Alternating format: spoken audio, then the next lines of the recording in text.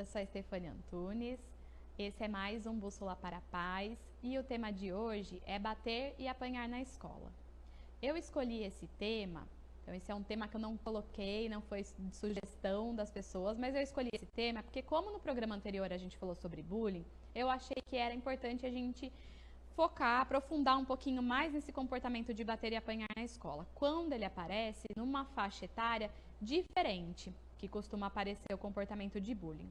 Então, agora eu estou falando de crianças um pouquinho menores, na faixa etária de 2, 3, 4 anos de idade. Então, como que é para esses pais receberem em casa uma criança que apanhou ou que bateu em algum coleguinha? Então, costuma ser um momento muito difícil, muito triste, muito preocupante para esses pais, tanto das crianças que bateram, quanto das crianças que chegaram machucadas, né? Levaram um empurrão, ou uma mordida, um beliscão, um tapa. Então, costuma ser um momento que os pais ficam tensos e é algo que aparece bastante porque é comum nessa faixa etária que as crianças se comuniquem de forma física quando elas não conseguem, não têm ainda um repertório para dialogar. Então, mediante esse comportamento, o que eu acho que é importante é, num primeiro momento, a gente ter essa escola como parceira. Então, identificando esses comportamentos, essas características, com que frequência isso está acontecendo e está atuando principalmente de forma preventiva, com função de evitar essa situação. Então, eu costumo orientar muitos profissionais, porque esse é um comportamento característico das crianças nessa faixa etária. Então, se as crianças estão lá no tapete de brincar, no momento em que levaram os brinquedos, isso costuma ocorrer de sexta-feira, ou estão naquele momento de montagem de pecinhas, de brincadeira, e aí o professor está vendo que uma criança já está indo em direção a pegar o brinquedo da outra, aí já é legal a gente estar interferindo, gerindo essa situação, porque é um comportamento que costuma disparar esse comportamento agressivo da criança. Então, ter um objeto retirado da sua mão, ter o seu brinquedo, né, que o colega quis pegar.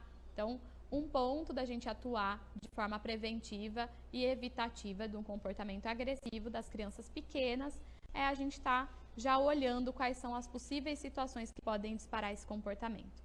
A escola também pode atuar como parceira a observar quando esse comportamento está ocorrendo com uma frequência grande e comunicar a esses pais esse comportamento. Daí os pais podem ajudar trabalhando com essa criança em casa. Agora, o problema costuma ocorrer quando isso costuma aparecer de forma repetida.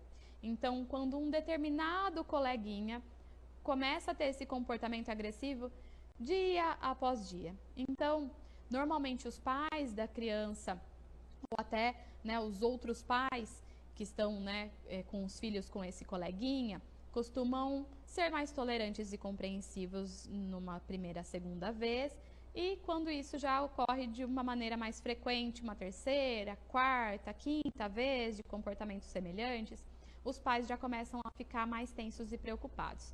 Aí o que costuma ocorrer é que esses pais entram em contato com a escola de uma forma mais frequente, eles acabam conversando com os outros pais, os coleguinhas, né, os pais dos coleguinhas, sobre esse fulaninho que está batendo e agredindo de forma frequente. E aí, o que acontece é que já começa a ficar um estigma e um rótulo nessa criança pequena que não está conseguindo ter uma habilidade para demonstrar, para se comunicar de uma forma diferente. E aí, o jeito que a gente vai conversar com o nosso filho já é mais direcionado a entender, a acolher dados sobre esse determinado colega. Então, a criança chega da escola, a gente já pergunta se o fulano estava bravo hoje, se o fulano foi na escola, se ele bateu alguém. E isso acaba prejudicando esse processo de desenvolvimento dessa criança, que já passa a ser vista como sempre sendo um agressor. E isso pode até ocorrer, mas prejudica esse processo de aprendizado do diálogo, porque aí essas crianças elas acabam já ficar esperando um comportamento agressivo. Então o fulano está lá na fila e deu uma trombadinha no outro, já ficou que o fulano empurrou de novo, ele já bateu de novo. Essas crianças já ficam esperando um comportamento agressivo e já é essa né, esse coleguinha já é visto como sempre sendo um agressor. E às vezes até aparecem alguns apelidos, às vezes as crianças veem uma situação que nem era de agressão, foi algo que nem aconteceu, né, daquela forma, como um ato agressivo, porque já ficou colocado em cima da criança esse estigma. O que é um problema nisso é que há algumas crianças que passam por esse processo de se comunicar de uma forma física mais rapidamente, já é mais comum, elas passam com uma leveza e uma rapidez por esse processo, e há outras crianças que ficam mais presas nesse processo. Então, às vezes, se até um desenvolvimento da linguagem mais tardio, uma dificuldade para se comunicar, aí o que aparece é que aumenta, intensifica-se os comportamentos agressivos, porque à medida em que a criança não tem um repertório verbal para se comunicar, vai aparecer dessa forma agressiva. E aí o que acontece é que quando a gente coloca esse peso de que é esperado que essa criança haja assim, isso intensifica e faz com que demore mais esse processo de aprendizagem. Então, um ponto que eu coloco bastante para os pais com relação a isso, tanto os pais da criança que está agredindo, quanto os pais que são vítimas, né, que o filho é vítima de uma criança que agride, é que é muito importante a gente focar na solução de problemas, em resolver esses problemas, em atuar de forma a preparar essas crianças para lidarem com esses problemas.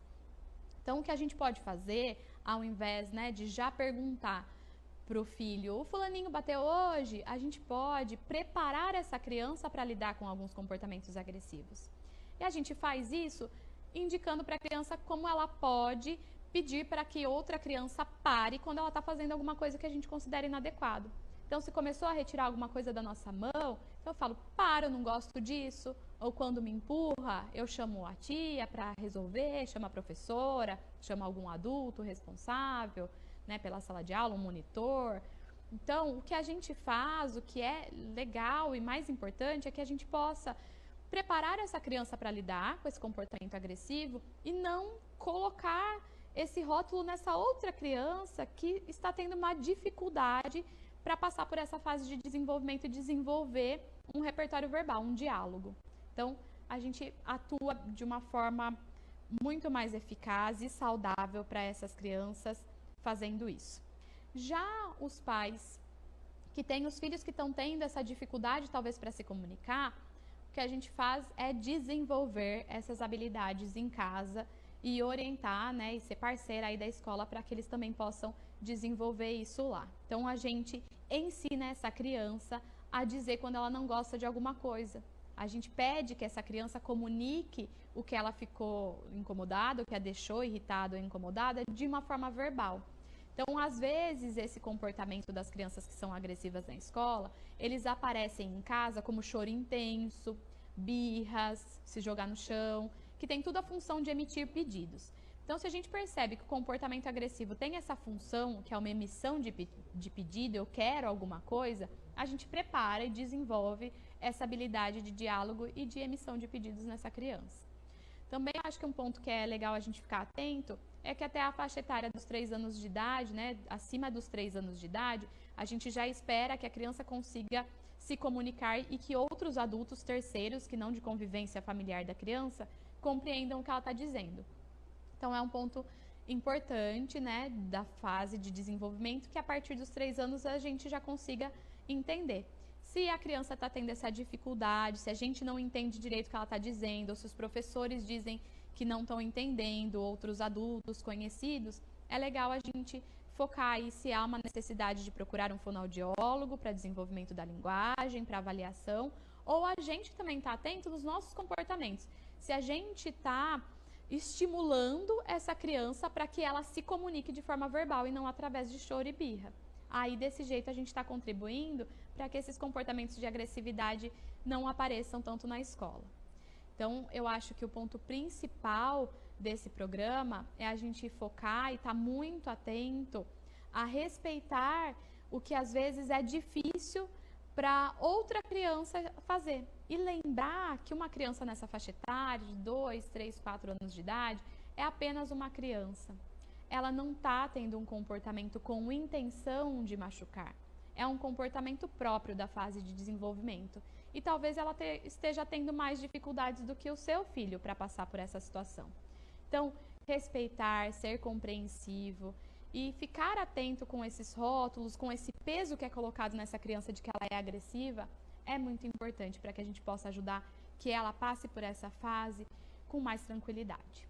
Bom, eu espero ter abordado esse comportamento com vocês e ter ajudado os pais. E nos vemos no próximo programa. Tchau, tchau!